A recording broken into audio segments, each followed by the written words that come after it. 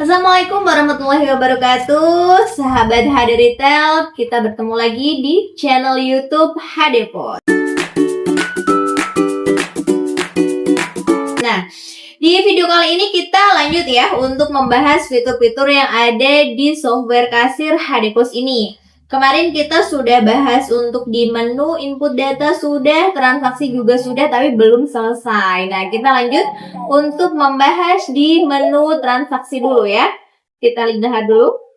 Jadi ini nanti akan aku jelaskan terkait untuk member. Jadi itu adalah fasilitas yang bisa digunakan untuk customer biar mendapatkan beberapa keuntungan.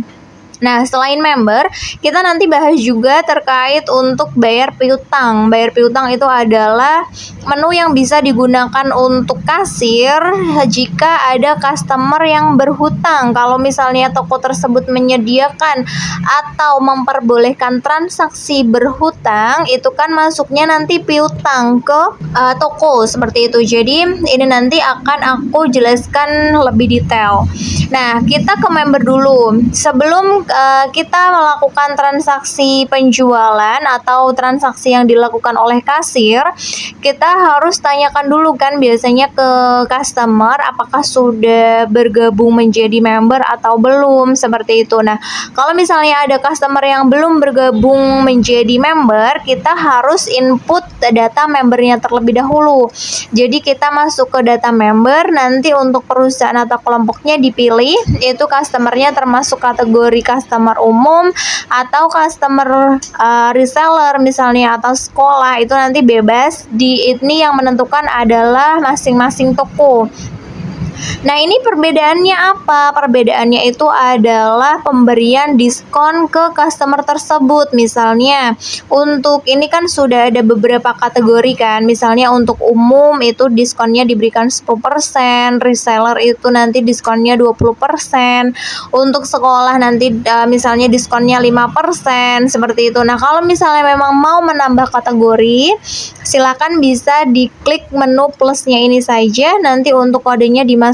Berhubung tadi sudah ada 3 kategori, kita lanjut ke kode 04. Setelah itu untuk kategorinya apa, kita misalnya tuliskan saja silver. Nah, untuk diskon marginnya berapa? 3%. Nah, 3% ini diberikan kepada customer, itu bukan 3% dari total pembelanjaan customer, bukan, tapi 3% dari margin yang kita dapat. Misalnya kita ambil marginnya 20%. Nah, itu untuk 3%-nya itu kita berikan ke customer. Jadi bukan 3% dari total belanja ya teman-teman ya. Jadi 3% dari total margin yang kita dapat, seperti itu. Nah, setelah itu diklik save saja. Nah, kalau ini sudah ada kategorinya, sudah ada diskon marginnya berapa. Setelah itu nanti kita tinggal pilih untuk kategori customernya sebagai apa. Nomor membernya ini adalah nomor handphone ya. Nomor handphone customernya berapa, namanya dituliskan siapa. Untuk nomor KTP-nya tidak perlu, tidak masalah. Yang penting alamatnya dituliskan, nanti takutnya ada nama yang sama tapi untuk alamatnya berbeda, seperti itu. Nah, kalau sudah diinputkan semuanya, misalnya kita nomor membernya, nomor handphonenya 12345. Setelah itu nama membernya siapa? Nama membernya adalah Sally misal. Untuk alamatnya di Blora misalnya. Ini silakan bisa di save saja. Setelah itu kita masuk ke menu penjualan lagi. Di transaksi penjualan ditanyakan terlebih dahulu apakah Ibu Sally sudah bergabung menjadi member. Kalau misalnya sudah, kita inputkan untuk nomornya. Untuk nomor handphone bisa, tapi kalau misalnya memang tidak hafal nomor handphonenya berapa, atau misalnya handphonenya ketinggalan di rumah dan memang tidak bawa handphone, itu kita bisa cari by nama kalau itu urgent ya. Nah, untuk cari by nama itu dikliknya apa? Diklik tab yang ada di keyboard. Nah, nanti dituliskan saja untuk nama membernya adalah Sally. Sudah ada untuk namanya. Kalau sudah, ini kan belum ada poinnya sama sekali. Mari kita belanja dulu ya untuk pembelanjaannya misalnya Aqua. Nah, kita beli Aquanya yang galon untuk jumlah pembeliannya 48.000. Nah, 599 ini adalah diskon yang diberikan kepada customer umum. Jadi untuk diskonnya itu sesuai dengan kategorinya yang tadi ya, teman-teman ya. Jadi untuk 599 ini didapatkan dari total margin yang kita dapat, bukan total produk yang dibelanjakan customer. Kalau semuanya sudah, ini coba kita bayar terlebih dahulu. Untuk pembayarannya kita ambil yang tunai. Nah, ini uangnya 50.000. Kita tidak cetak ya, karena memang tidak ada printernya. Nah, kalau sudah, misalnya untuk customer selling-nya itu beli atau belanja lagi, nah otomatis kan sudah punya poin 4. Nah, misalnya dia belanja sekarang, belanja Cleo. Nah, misalnya belanja Cleo. Nah, untuk Cleo-nya ini kan sudah dapat diskon. Cuman berhubung dia member dan punya poin 4, gimana cara menukarkan poinnya? Ditekan untuk tombol diskon poin. Nah, diskon poinnya nanti tergantung customernya ya, mau ditukarkan berapa poin. Nah, ini itu kalau misalnya di toko latihan 1 ini, per poin atau per 1 poin itu bisa ditukarkan senilai Rp50. Jadi kalau misalnya memang ditukarkan untuk 4 poin semuanya, jadinya diskonnya adalah Rp200. Tapi itu nanti kembali ke ketentuan masing-masing toko. Jadi 1 poin bisa ditukarkan berapa rupiah itu sesuai dengan kebijakan masing-masing toko. Nah, ini misalnya customer Sally akan menukarkan 4 poinnya. Jadi ada diskon lagi Rp200. Nah, untuk pembayarannya sendiri, berhubung memang customer Sally ini adalah member, jadi bisa menikmati fitur yang namanya pembayaran kredit atau hutang. Jadi hutang ke toko, masuknya nanti adalah piutang bagi toko. Nah, misalnya pembayarannya melalui kredit, berarti kan tidak bayar, customernya hutang. Jadi diklik saja untuk kredit, nanti dicetak saja ya. Berhubung tapi ini tidak ada printernya, kita pilihnya yang tidak. Nah, untuk bayar hutang ya sama, nanti kita klik ke bayar piutang. Jadi untuk bayar piutangnya harus ditulis nomor membernya ya. Jadi tidak bisa di search atau dicari by nama. Jadi harus hafal nomor handphone yang hutang atau customer yang berhutang. Jadi misalnya untuk Sally tadi kan nomornya 12345. Nah, ini baru dicari. Untuk Sally hutangnya adalah 2.716. Nah, ini mau dibayarkan. Jadi untuk di pembayarannya ditulis Rp2.716. Untuk sisa piutangnya kan sudah 0, jadi silakan bisa disimpan. Nah, ini untuk pembayaran anggotanya mau dicetak atau tidak, nanti dipilihnya dicetak sebagai tanda bukti. Tapi ini untuk kali ini kita klik yang tidak dulu ya, gitu. Nah, untuk laporannya juga sama, nanti akan masuk ke laporan kasir. Jadi untuk hari ini kita buka, untuk pembayaran piutang langsung tertera di bawah ya, ini di keterangan pembayaran piutang. Pembayaran piutangnya berapa, jadi untuk penjualan tunainya berapa yang diterima, untuk pembayaran piutangnya berapa, nanti semuanya ada di laporan setoran kasir seperti itu. Nah, untuk di menu-menu transaksi sudah aku bahas, untuk member sudah, pembayaran piutang juga sudah, untuk pencarian barang itu tadi sudah sempat aku praktekkan langsung ya, untuk cari barang yang memang misalnya barcode-nya tidak terbaca atau misalnya barcode-nya itu rusak atau bagaimana. Nah, itu bisa dicari melalui nama barang, misalnya Aqua. Nah, itu sudah ada beberapa jenis Aqua, silakan bisa dipilih saja untuk kategori barang yang dibeli pelanggan seperti itu.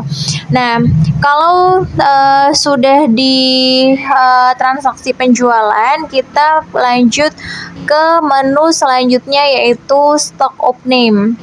Nah, untuk stock of name sendiri ini adalah toko yang memang mau melakukan stock of name. Jadi untuk mengaudit untuk barang-barang yang memang real berapa, yang ada di komputer berapa, nah itu pakai menu yang ada di stock of name. Nah, di stock of name sendiri ini kan ada beberapa ya, ada beberapa fitur, ada reset stock, ada input of name, ada resume of name, ada revisi stock, ada copy data, dan juga ada recovery data. Nah, semua menu ini itu digunakan secara berurutan. Jadi kalau misalnya mau input of name itu harus di reset stok dulu. Jadi stoknya harus di reset menjadi 0 semuanya dulu. Setelah itu di input of name atau barang-barang yang sudah dirapikan dan mau di input secara real. Jadi untuk barang-barang realnya berapa itu nanti bisa isikan di input of name, karena kan tadi sudah di reset stok semuanya ya, jadinya barang-barangnya adalah 0 semuanya. Setelah itu di input barang yang ada di display ataupun di gudang itu dihitung semuanya, baru diinputkan di menu input of name. Nomor of name-nya misalnya kita tulis 5, petugas of name-nya misalnya kita ketik Anggun. Nah, untuk kode barangnya yang mau diinput apa? Misalnya kode barangnya itu adalah ABC. Nah, untuk ABC-nya yang apa? ABC apple juice. Nah, ini diklik ketikan saja. Setelah itu untuk kemasan realnya berapa yang ada di display ataupun yang di gudang. Misalnya ada 50. Nah, itu dituliskan saja 50. Setelah itu kita pilih lagi untuk barang yang lainnya. Misalnya ada, kita coba cari ya, untuk taro misalnya ada taro net potato barbecue. Nah, itu nanti berapa untuk realnya misalnya ada 60. Ya sudah, kita inputkan sesuai dengan data real yang ada di display ataupun yang ada di gudang. Setelah itu nanti kita save. Nah, ini sudah kita simpan untuk input of name. Jadi setelah itu kita ke resume of name. Resume of name ini adalah hasil barang-barang yang kita revisi atau yang kita tuliskan secara real. Misalnya tadi di kategori minuman. Kategori minumannya tadi apa? Ada ABC apple juice. Nah, untuk ABC-nya tadi kan memang sudah di reset semuanya nih jadi 0 di menu reset stoknya. Nah, setelah itu kita input of name jadi 50. Jadi untuk stoknya itu ada di 50 seperti itu. Jadi ini adalah hasil dari barang-barang yang sudah kita input of name. Nah, kalau misalnya memang sudah di input of name, sudah ada resume of name, dan ternyata masih ada barang yang memang salah, misalnya salah input, atau misalnya ada nemu barang lagi, itu juga bisa direvisi stok. Misalnya kita carinya tadi ya untuk ABC apple juice-nya 50, ternyata ada 10 lagi di tempat lain misalnya atau di gudang 2. Nah, itu kita tinggal revisi misalnya menjadi 60 kayak gitu. Nah, kalau sudah nanti diklik simpan saja. Untuk keterangan revisi stoknya apa? Misalnya ada tambahan misalnya. Nah, itu dituliskan saja, saya itu disimpan. Itu nanti akan terrevisi untuk stoknya. Nah, kalau misalnya kalian belum terlalu paham untuk yang di reset stock, sebenarnya di menu reset stock data ini adalah menu yang memang mudah digunakan. Misalnya ini mau di reset stock untuk barang tertentu atau untuk barang semua departemen. Kalau untuk data semua departemen, ya sudah kita pilih ke semua data departemen. Untuk tanggal entry terakhirnya tanggal berapa nanti dimasukkan saja. Misalnya hari ini adalah hari terakhir entry, ya sudah dipilih hari ini, nanti di save saja. Atau misalnya untuk reset stoknya mau lusa misalnya karena hari ini belum selesai input atau bagaimana. Nah, itu untuk tanggalnya bisa disesuaikan. Itu untuk di reset stok. Setelah itu kita kembali ke menu berikutnya, yaitu adalah menu copy data. Untuk menu copy data ini itu adalah misalnya kalian nih punya beberapa cabang atau misalnya mau buka cabang baru, misalnya dari toko latihan 1 ke toko latihan 2, atau misalnya mau nambah lagi ke toko latihan 3. Nah, untuk copy data ini adalah copy data yang digunakan untuk mengcopy seluruh departemen dari salah satu outlet. Jadi keseluruhan informasi itu akan di-copy, kecuali apa? Kecuali history data dan stok. Jadi yang di-copy itu adalah master datanya saja. Master data itu apa? Master data itu terdiri dari nama barangnya apa, barcode-nya berapa, harganya berapa. Nah, itu yang di-copy.